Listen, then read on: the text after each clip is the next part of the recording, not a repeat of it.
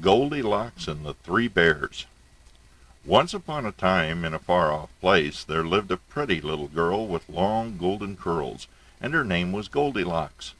And to all outward appearances, anyone who didn't really know her would have said that she was the very picture of the perfect little lady. But inside that breast, all covered by pretty pink ruffles and lace, beat the heart of a true adventuress. Now it so happened that very near her parents' cottage lay a great wood, full of all sorts of wild animals and fearsome things, or so it was told, and because of these tales the villagers all forbade their children to enter the forest. One very fine day in May, Goldilocks was enjoying the sunshine by sitting in her swing, and while she was swinging slowly in the warmth she was thinking how lovely the meadows were, all green and spotted here and there with yellow and blue wildflowers, and she thought how peaceful the forest seemed, and how prettily the birds sang, sitting among the branches of all those trees singing their songs. It wasn't long before she began thinking only about the woods, and soon came to the conclusion that anything that had such nice things as singing birds just couldn't possibly have awful things in it as well. Now Goldilocks always prided herself for never accepting anything without fully checking it out. So, without a moment's hesitation, she set out across the little meadow, and was soon on the very edge of the forest.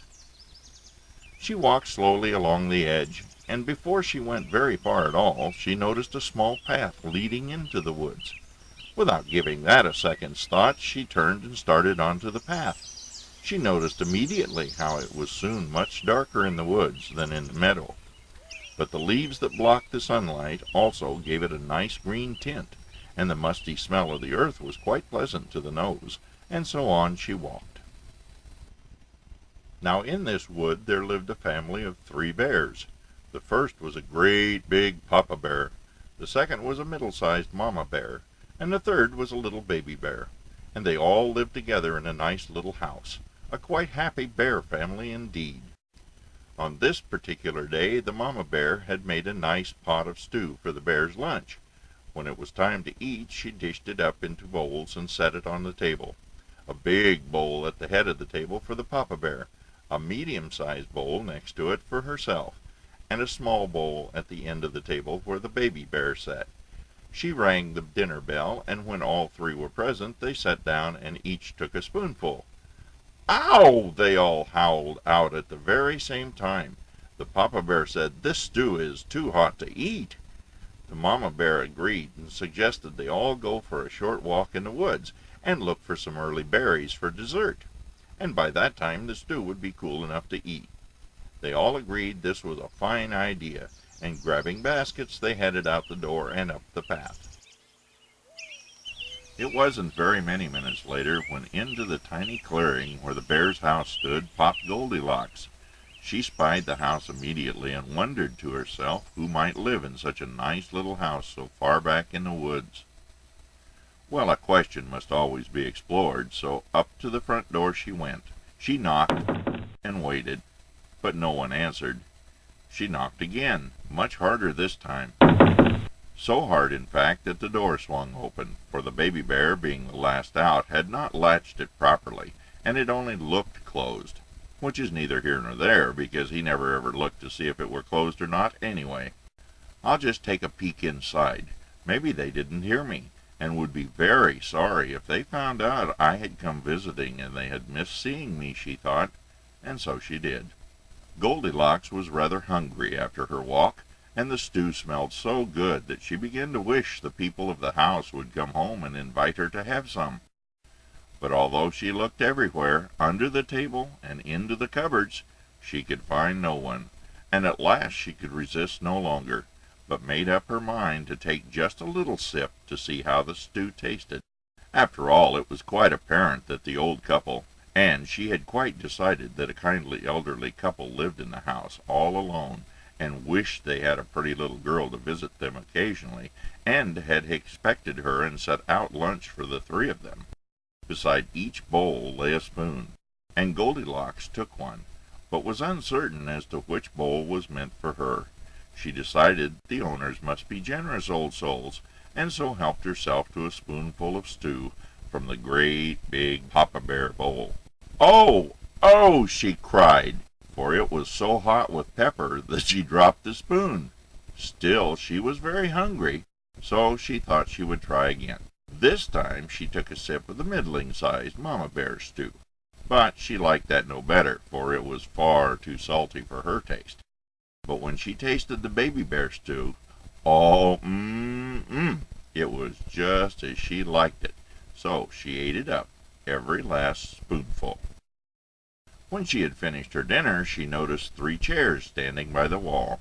One was a great big chair, and she climbed upon that and sat down. Oh dear, it was much too hard, and she was sure she could not sit there for long. So she climbed up on the next, which was a middling-sized chair. But it was so soft she nearly disappeared into the cushions. So she went on to the last, which was rather a flimsy little chair, but it suited her taste exactly. It was so comfortable that she sat on and on until, if you'll believe it, she actually set the bottom out. Yep. One minute she was contentedly sitting gazing about the room, and the very next her bottom was poking through the bottom of the chair. Then, of course, she was comfortable no longer. So she got up and began to wonder what she could do next. There was a staircase in the bear's house, and Goldilocks thought she would go up it and see where it led to. So up she went. And when she reached the top, she laughed outright, for the bear's bedroom was the funniest she had ever seen. She had never before seen a bedroom with 3 beds in it. In the middle of the room stood a great big bed. On one side of it there was a middling-sized bed, and on the other side, way over next to the window, was a tiny little bed. Goldilocks was getting sleepy, so she thought she would lie down and have a little nap. First she climbed upon the great big bed, but it was just as hard as the great big chair had been. So she jumped off and tried the middling-sized bed, but it was so soft that she sank right down into the comforters and was nearly smothered. "I will try the tiny bed," she said aloud, and so she did, and it was so comfortable that she was soon fast asleep. While she lay there dreaming of all sorts of pleasant things, the 3 bears came home from their walk, very hungry and quite ready for their dinners. But oh dear me, how cross the great big bear looked when he saw his spoon had been used and thrown under the table. "Who has been tasting my stew?" he cried in a great big voice. "And who has been tasting mine?" cried the middling-sized Mama Bear in her middling-sized Mama Bear voice. "Well, whoever has been tasting mine tasted it all up," cried the poor little Baby Bear in his Baby Bear voice, with tears running down his Baby Bear face. When the great big bear went to sit down in his great big chair, he cried out in a great big voice, "Who has been sitting on my chair?" And the middling-sized Mama Bear cried in her middling-sized Mama Bear voice, "Who has been sitting on my chair?" But the Baby Bear cried out in a Baby Bear voice of anger, "Well, whoever's been sitting in my chair has broken the bottom out." By this time the bears were sure that someone had been in their house very recently, so they looked about to see if anyone were still there. There was certainly no one downstairs, so they went up the staircase to their bedroom. As soon as the great big bear looked at his bed, he cried out in his great big bear voice, "Who has been lying in my bed?" And the Mama Bear cried out in her Mama Bear-sized voice, "Who has been lying on my bed?" But the Baby Bear cried out in a Baby Bear voice of anger again, "Well, whoever was laying in my bed is still laying in my bed." Now when the great big bear began to speak, Goldilocks began to stir, and when the middling-sized bear began to speak, she distinctly heard voices.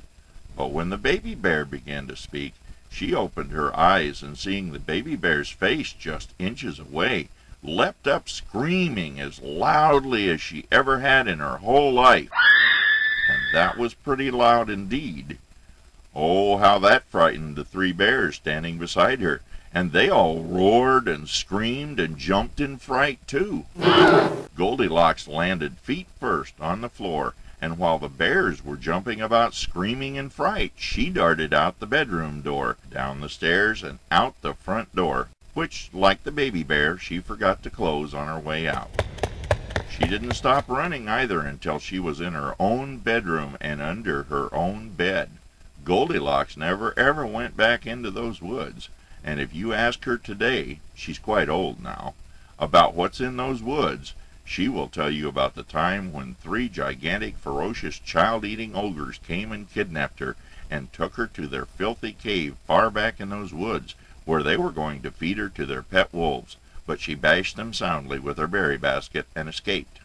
Of course, if you were to ask the baby bear, who is now a grandpa bear, about what happened that day, it wouldn't quite be the same story. He'd tell you all about the time a pale offspring of a screaming banshee had invaded their house, sucking up all the food, breaking up the furniture, and hiding in the bedroom. When the family discovered it, it screamed so hideously that it had frightened his mama bear and papa bear so badly he feared they might collapse right then and there, and they would have if he hadn't growled so ferociously that the banshee thing had run off, down the path and into the town where the people lived, where he believes it remains to this day. And that is what he tells his grandchildren whenever they are curious as to just what lies outside the great woods. And that's the story of Goldilocks and the 3 bears.